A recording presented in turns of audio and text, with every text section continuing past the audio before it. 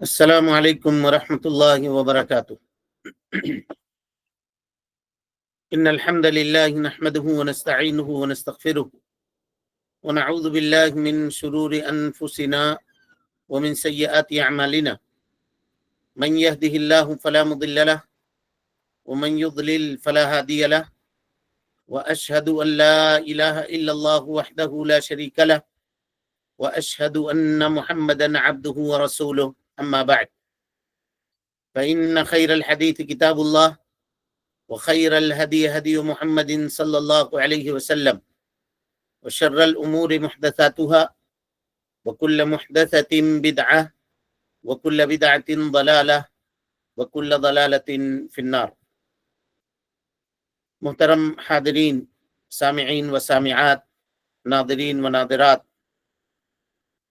طہارت کے احکام اور اس کے مسائل کے عنوان پر منعقد کیے گئے اس درس میں ہم آپ تمام حضرات کا خیر مقدم کرتے ہیں اور اللہ سبحانہ و تعالی سے یہ دعا کرتے ہیں کہ وہ ہم سب کے مل بیٹھنے کو قبول فرمائے، علم دین، علم نافع سیکھنے، اس کے مطابق عمل کرنے، اس کی دعوت عام کرنے اور اس راستے میں آنے والی مصیبتوں کے اوپر اللہ سبحانہ و تعالی ہم سب کو صبر کی توفیق نصیب فرمائے۔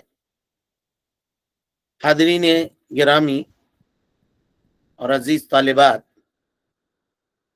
الحمدللہ کل کے درس میں واجبات غسل کو تفصیل سے ہم لوگوں نے پڑھا ہے۔ اس کے بعد مصنف رحمۃ اللہ علیہ کہتے ہیں فصل وشروط الغسل 7، غسل کے 7 شروط ہیں، اور اب تک کی جو گفتگو ہو رہی تھی وہ واجب غسل کے تعلق سے گفتگو آپ کے سامنے چل رہی تھی، اور اہل علم کے راجح قول کے مطابق وہ غسل جو انسان کے اوپر واجب ہے وہ غسل جنابت اور حید و نفاس کا غسل، اور اسی طرح سے میت کو غسل دینا، یہ ساری چیزیں واجب ہیں۔ اور میت کو چھوڑ کر کے، کیونکہ میت کے غسل کا بیان کتاب الجنائز میں آئے گا، اس کو چھوڑ کر کے جو اغسال الواجبہ ہیں، یعنی وہ غسل جو واجب ہیں، ان کے احکام انشاءاللہ آپ کے سامنے بیان کیے جائیں گے۔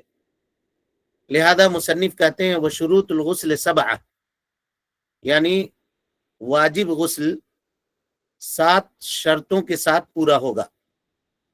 اگر ان میں سے کوئی ایک شرط مفقود ہے تو انسان کا غسل جو ہے وہ درست نہیں سمجھا جائے گا۔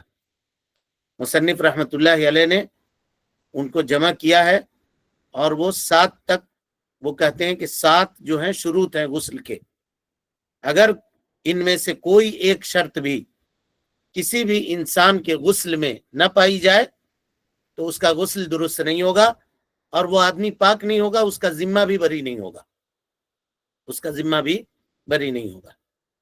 سب سے پہلی شرط کہتے ہیں انقطاع ما یوجبہ، انقطاع ما یوجبہ، یہ شرط اول ہے، یعنی غسل کو واجب کرنے والی جو چیز ہے وہ ختم ہونا چاہیے، یعنی سبب کی موجودگی میں اس کا غسل درست نہیں ہوگا۔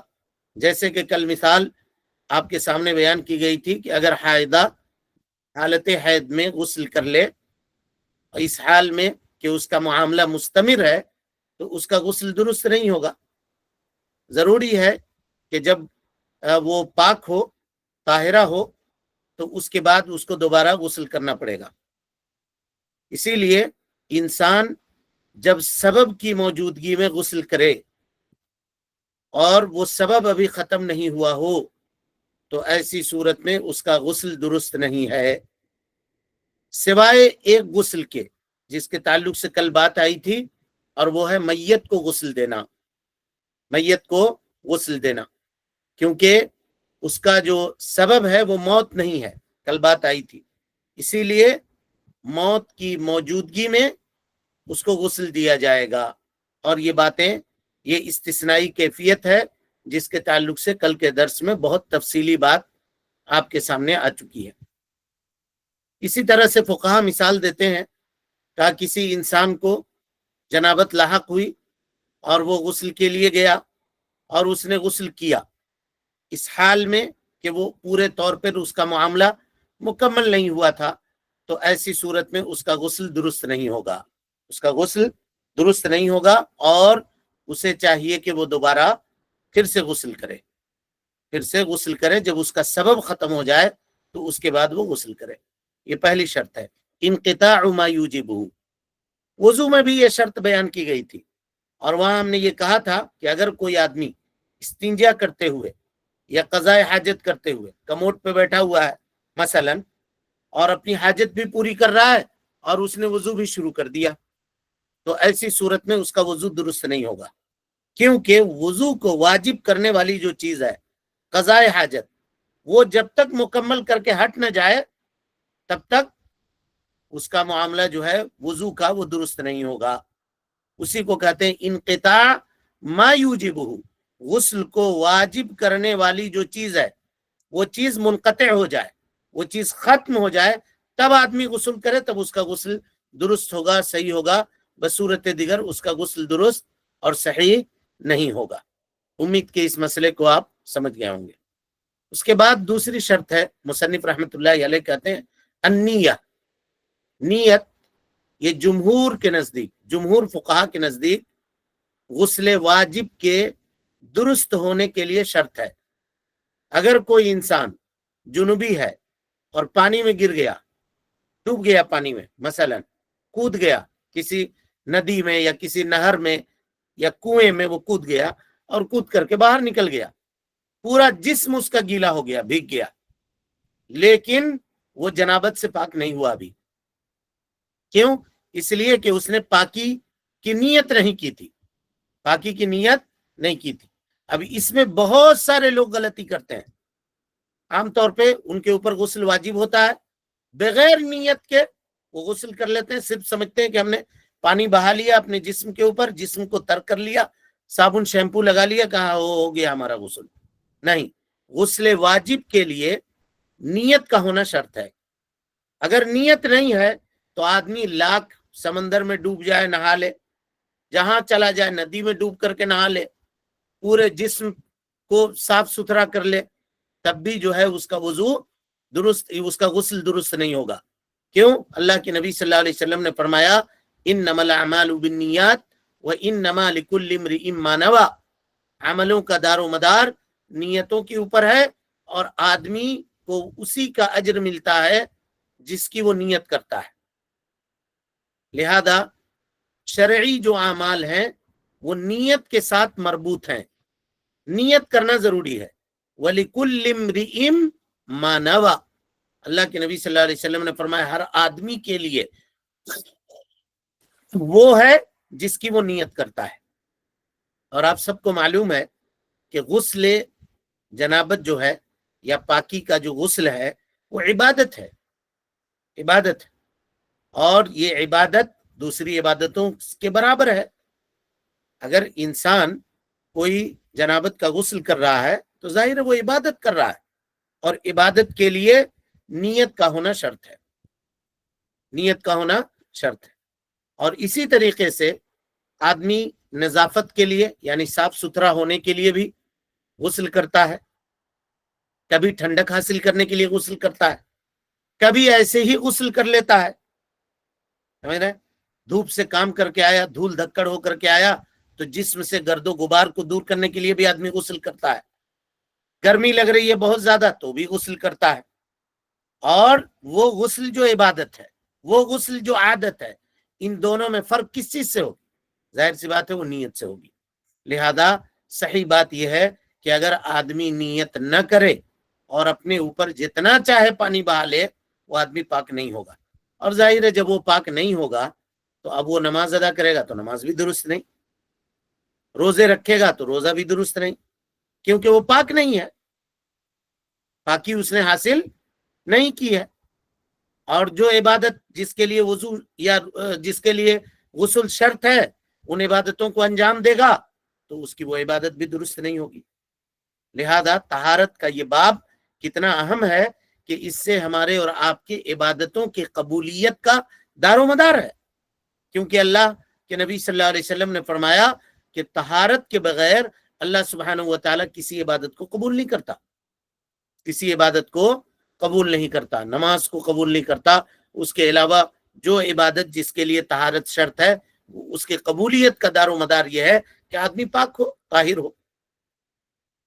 اس کے بعد تیسری شرط ہے، کہا الاسلام،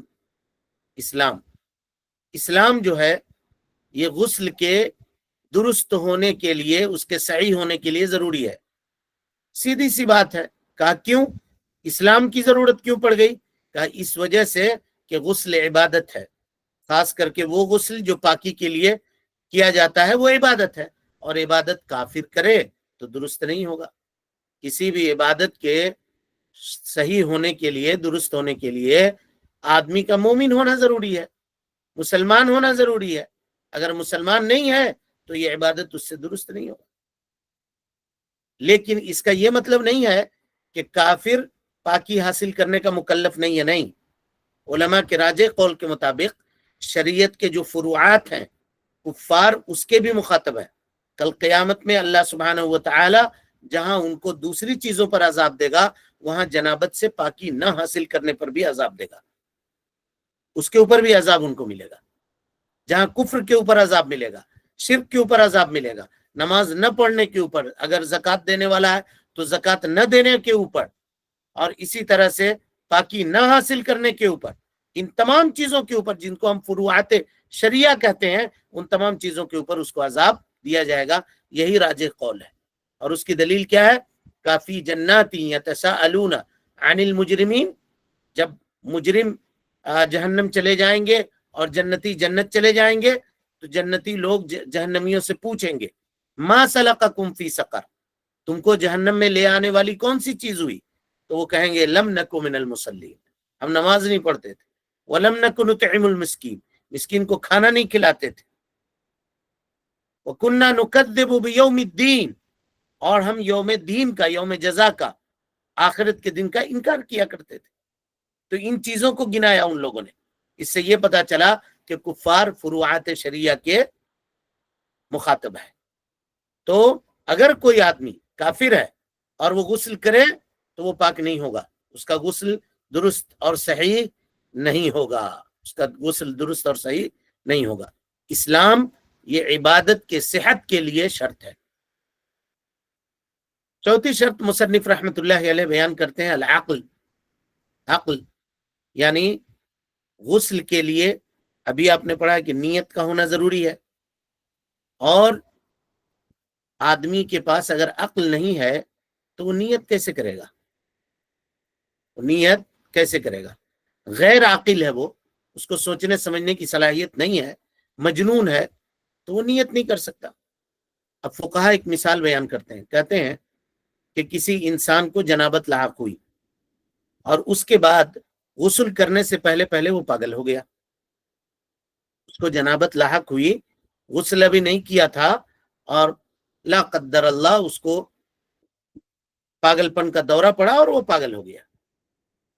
ایک ہفتے کے بعد علاج و معالجہ کرنے کے بعد وہ درست ہوا، تو پاگل پن کی حالت میں اگرچہ اس کو غسل کرایا گیا ہے اور اس نے غسل کیا ہے، فقہا کہتے ہیں کہ اگر درست ہوا سب سے پہلے اس کو غسل کرنا پڑے گا، کیونکہ حالت جنون میں اس نے جو غسل کیا ہے اس کا غسل درست نہیں ہوا۔ نیت کی اہمیت کو سمجھ رہے ہیں آپ یا نہیں سمجھ رہے ہیں؟ نیت کے لیے عقل ہونا ضروری ہے، اور اگر انسان کا عقل مفقود ہے، پاگل ہو گیا آدمی، اور اس کے اوپر غسل تھا واجب، اگرچہ پاگل ہونے کے بعد اس کو غسل کروایا گیا، کئی بار ایک ہفتے تک پاگل رہا، ایک ہفتے میں 10 بار اس کو غسل کیا گیا، کروایا گیا صبح شام، لیکن وہ پاک نہیں ہوا اپنی جنابت سے، کیونکہ وہ پاگل تھا۔ جس دن اچھا ہوگا، صحیح ہوگا، اس کو کہا جائے گا کہ غسل کرو، تب جا کر کے اس کا غسل درست اور صحیح ہوگا۔ آج کتنے لوگ ایسے ہوں گے جو پاگل تو نہیں ہیں لیکن وہ نیت نہیں کرتے، پاکی حاصل کرنے کی نیت نہیں کرتے ہیں، حمام میں گئے، غسل کیا، کپڑا پہن کر کے باہر آ گئے، غسل اس کا درست نہیں ہوگا جب تک نیت نہیں ہے۔ اس کے بعد पांचवी शर्त मुसन्निफ रहमतुल्लाह अलैह कहते हैं अत्तमीज। अत्तमीज ये शर्त जो है ना, ये जरा सा समझ में नहीं आती है। इसके ऊपर बहुत गौर किया लेकिन ये बात समझ में नहीं आई। इसको आप देखिए का अगर तमीज नहीं है, तमीज नहीं है, मसलन बच्चा है, समझिए 7 साल से छोटा है या 8 साल का है या 10 साल का लड़का है, तो जाहिर सी बात है उसके ऊपर जनाबत कहां से आएगा, कैसे करेगा वो गुस्ल? वाजिब गुस्ल तो उसके ऊपर है ही नहीं, क्योंकि जब वो 6 साल का है, 5 साल का है, 7 साल का है, तो गुस्ल वाजिब तो उसके लिए है ही नहीं। जो चीजें कल हम लोग पढ़े हैं कि गुस्ल को वाजिब करने वाली हैं, तो वो उसके पास है ही नहीं, तो वो कैसे गुस्ल करेगा? और उसको उसके ऊपर जब गुस्ल वाजिब ही नहीं है तो वो गुस्ल क्यों करेगा? फुक़हा ने उसकी कई एक मिसालें दी हैं, लेकिन बहरहाल ये शर्त जो है वो दुरुस्त नहीं है। ये शर्त दुरुस्त नहीं है, चाहे मर्द हो चाहे खातून हो, लड़का हो या लड़की हो। जब तमीज के उम्र को वो नहीं पहुंचा है तो उसके ऊपर गुस्ल वाजिब नहीं है। हाँ, मुस्तहब है गुस्ल करे। ईद के लिए गुस्ल, अगर 7 साल की बच्ची है, ईद का दिन है, गुस्ल करेगी। इसी तरह से अगर अब्बा अम्मी के साथ हज करने के लिए गई है तो एहराम से पहले गुस्ल करेगी, कर सकती है। तो वो जो मुस्तहब्बात या मुस्तहब गुस्ल के जो मामलात आएंगे वहां पे हम इसको जिक्र करेंगे। लेकिन ये तमीज की जो शर्त मुसन्निफ रहमतुल्लाह अलैह ने रखी है, ये दुरुस्त नहीं है बात, क्योंकि उससे पहले उसके लिए नापाकी का सवाल ही नहीं होता है। फिर कैसे करेगा वो आदमी गुस्ल, वो बच्चा गुस्ल कैसे करेगा? लिहाजा इस शर्त की हाजत और जरूरत नहीं थी। 6 नंबर का शर्त है, मुसन्निफ रहमतुल्लाह अलैह कहते हैं अलमा अत्तहूर अलमुबाह। पानी हो, पानी पाक हो और मुबाह भी हो। गुस्ल के लिए ये शर्त है कि जिस पानी से हम गुस्ल कर रहे हैं वो पानी पाक होना चाहिए। और जब किताबुल मियाह हम लोग पढ़ रहे थे तो वहां पे तफसील के साथ पानी के अहकाम और उसके मसाइल का जिक्र हमने आपके सामने किया था। जो लोग पलटना चाहते हैं वो वहां जाकर के उन अहकाम को देख सकते हैं। और वहां पर हम लोगों ने ये राजे किया था कि दलाइल की रोशनी में पानी की 2 किस्म बनती है। एक किस्म जिसको हम लोग तहूर कहते हैं और दूसरी किस्म जिसको हम लोग नजिस कहते हैं।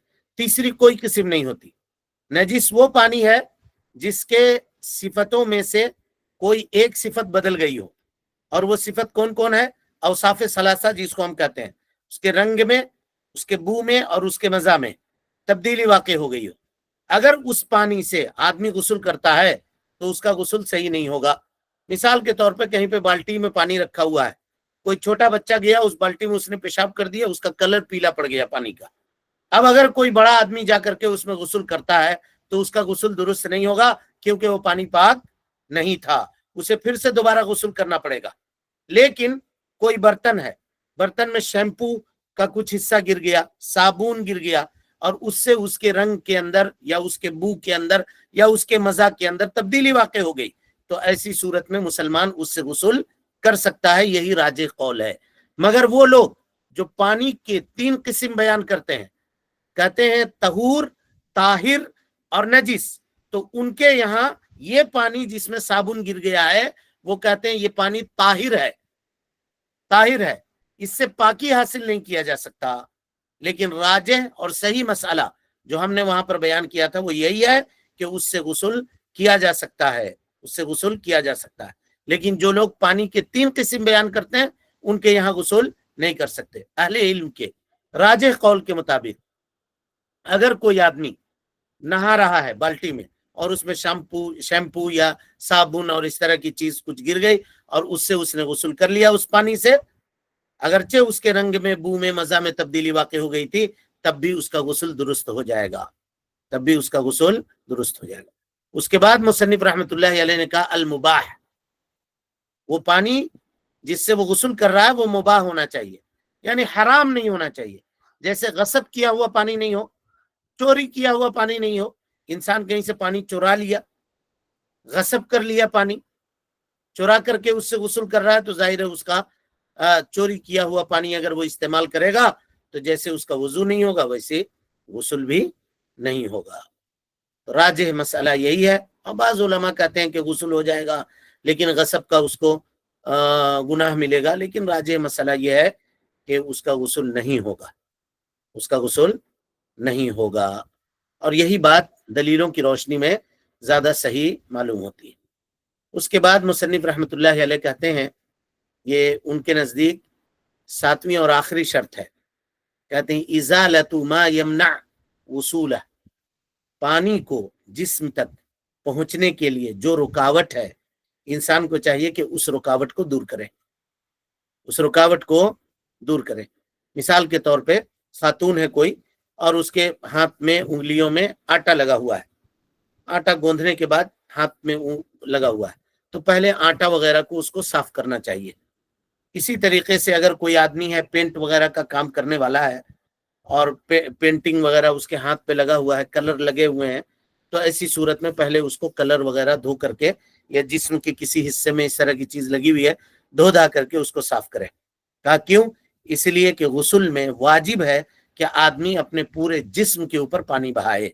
اللہ کے نبی صلی اللہ علیہ وسلم نے فرمایا ثم تفیضین الماء علی جسدکی، پھر اپنے پورے جسم کے اوپر پانی بہاؤ، ثم غسل سائر جسدہ، اور کہا کہ پھر اس کے بعد اللہ کے نبی صلی اللہ علیہ وسلم نے اپنے پورے جسم کو دھویا، پورے جسم کو دھویا۔ تو اس سے یہ پتا چلا کہ انسان کے اوپر جو غسل کر رہا ہے واجب ہے کہ پورے جسم تک پانی پہنچائے، پورے جسم تک پانی پہنچائے، اور اگر جسم تک پانی پہنچنے میں کوئی چیز مانع ہے، رکاوٹ ہے، تو جسم کے جس حصے میں پانی نہیں پہنچا، تو کسی بھی حصے میں اگر پانی نہیں پہنچا تو اس کا غسل درست نہیں ہوگا، کیونکہ اس نے پورے جسم میں پانی نہیں پہنچایا۔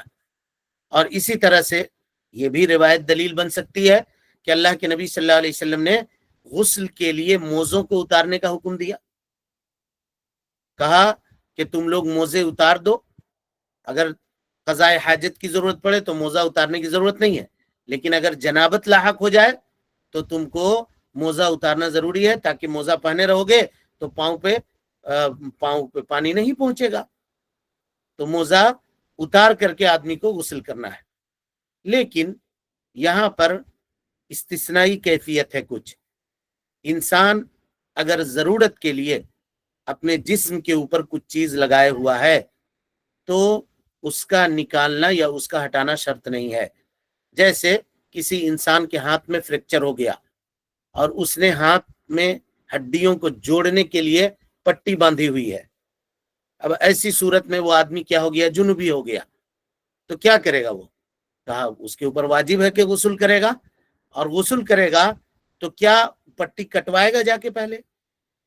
تو جواب ہے کہ نہیں، بلکہ وہ غسل کر لے گا، پٹی کو بچا کر کے غسل کر لے گا، اور اس کے بعد پٹی کے اوپر مسح کر لے گا، پٹی کے اوپر مسح کر لے گا، جیسا کہ وضو میں آپ کے سامنے بات آ چکی ہے۔ اسی طرح سے کسی انسان کے پیٹھ میں درد ہے، ریڑھ کی ہڈی میں درد ہے، تو ڈاکٹر وہاں پہ چپکانے کے لیے کچھ چیزیں دیتے ہیں کہ ریڑھ کی ہڈی میں آدمی اس کو چپکا لیتا ہے، تو اس کا نکالنا حالانکہ آسان ہے، وہ نکال سکتا ہے، لیکن اگر اس کو نکالے گا تو اس کا فائدہ ختم ہو جائے گا۔ ڈاکٹر کہتے ہیں کہ 3 دن تک، 4 دن تک، 5 دن تک اس کے رکھے رہو، یہاں تک کہ وہ خود بخود نکلنے لگے، تو اس سے آپ کا علاج ممکن ہوگا۔ بار بار نکالے لگائے تو اس سے علاج کے اندر خلل واقع ہوگا، تو اب اس کا نکالنا ضروری نہیں ہے، وہ ویسے ہی غسل کر لے اس پٹی کے اوپر اور اس جگہ پہ مسح کر لے۔ تو جو ضرورت کی وجہ سے جسم کے اوپر باندھا یا لگایا گیا ہے اور اس کے نکالنے میں ضرر ہے، نقصان ہے، تو اس کو نکالے بغیر آدمی اگر غسل کرتا ہے اور اس کے اوپر مسح کر لیتا ہے تو درست اور جائز ہے۔ یہاں پر فقہا نے ایک مسئلے کے اوپر گفتگو کی ہے، اس مسئلے کو ذرا سمجھیے۔ کہتے ہیں کہ وہ آدمی جس کے ہاتھ میں یا پیر میں یا جسم کے کسی حصے میں پٹی بندھی ہوئی ہے، تو کہتے ہیں کہ اس کو جنوبی ہونے سے بچنا چاہیے۔ فقہا کا قول نقل کر رہا ہوں میں، کہتے ہیں اس کو ناپاک ہونے سے بچنا چاہیے، یعنی خود سے کوئی عمل ایسا نہ کرے جس سے وہ ناپاک ہو جائے۔ رات کو سویا ناپاکی ہو گئی، یہ الگ چیز ہے، یہ خارجن، یہ اس کے قدرت میں اور اختیار میں نہیں ہے. لیکن بعض فقہا کہتے ہیں کہ نہیں، وہ ناپاکی اختیار نہ کرے، یعنی مثلا اگر وہ بیوی والا ہے تو ملاقات نہ کرے اس سے. یہ فقہا کا قول ہے، لیکن یہ قول درست نہیں ہے، یہ صحیح نہیں ہے، بلکہ اس کی کوئی دلیل موجود نہیں ہے، کوئی دلیل موجود نہیں ہے. وہ نارمل ہے، جس حالت میں وہ رہتا ہے اسی حالت میں، اس کے اوپر ایسی کوئی شروط نہیں ہے اور کوئی بھی شرط اس کے اوپر اس طرح کی عائد نہیں ہوتی ہے، بلکہ سارے احکامات ہیں. رہی بات غسل کی تو پٹی کو بچائے گا، اس پر پلاسٹک وغیرہ لگا کر کے باندھ کر کے وہ غسل کر لے اور اس کے بعد پٹی کے اوپر مسح کر لے. اور تیمم کرنے کی بھی ضرورت نہیں ہے. بعض لوگوں نے کہا کہ پٹی پر مسح کر لے اور اس کے بعد تیمم کرے. بات آ چکی ہے آپ کے پاس، المسح علی الجبیرہ، پٹی کے اوپر مسح کرنے کے سلسلے میں بات آپ کے سامنے آ چکی ہے اور تفصیلی گفتگو وہاں پر ہم نے کی ہے. تو فقہا کا یہ کہنا بعض لوگوں کا کہ وہ آدمی ان ایام میں جب پٹی بندھی ہوئی ہے وہ ناپاک ہونے سے بچے، یہ بات درست نہیں ہے، یہ بات صحیح نہیں ہے. مصنف رحمت اللہ علیہ کے نزدیک یہ 7 شروط تھے، جن میں سے 6 کا اعتبار ہے، 1 کا اعتبار نہیں ہے، تمیز کا، جس کا ذکر ہم نے آپ کے سامنے کر دیا. اب اس کے بعد وہ غسل کے واجبات کو بیان کر رہے ہیں. وواجباتہ، غسل کے واجبات کہتے ہیں التسمیہ، بسم اللہ پڑھنا، وتسقط سہوا، اور اگر آدمی بھول جائے تو وہ ساقط ہو جائے گا. وضو میں بھی یہ بات آپ کے سامنے آ چکی ہے. جان بوجھ کر کے اگر چھوڑ دیا تو کہا بسم اللہ، اگر جان بوجھ کر کے چھوڑا تو نہیں ہوگا. لیکن اگر بھول گیا اور اس نے غسل کر لیا تو اس کا غسل ہو جائے گا. یہی حنابلہ کا مذہب ہے. حنابلہ کا یہی مذہب ہے. وہ کہتے ہیں کہ جس آدمی کے اوپر غسل واجب ہے اس کے لیے واجب ہے کہ وہ بسم اللہ کہے. اگر بھول گیا تو بسم اللہ کہنا ساقط ہو گیا، اب ضرورت نہیں ہے، غسل اس کا صحیح ہو جائے گا، غسل اس کا صحیح ہو جائے گا. کہا کیا دلیل ہے؟ کہتے ہیں وہی دلیل ہے جو وضو کی دلیل ہے. وضو کے اوپر غسل کو قیاس کرتے ہیں اور کہتے ہیں کہ اللہ کے نبی صلی اللہ علیہ وسلم نے فرمایا لا وضو لمن لم یسم اللہ، جو آدمی بسم اللہ نہ پڑھے اس کا وضو نہیں ہے. جمہور کہتے ہیں کہ اس کا وضو کامل نہیں ہے، یہ کمال کے اوپر دلالت کرے گا.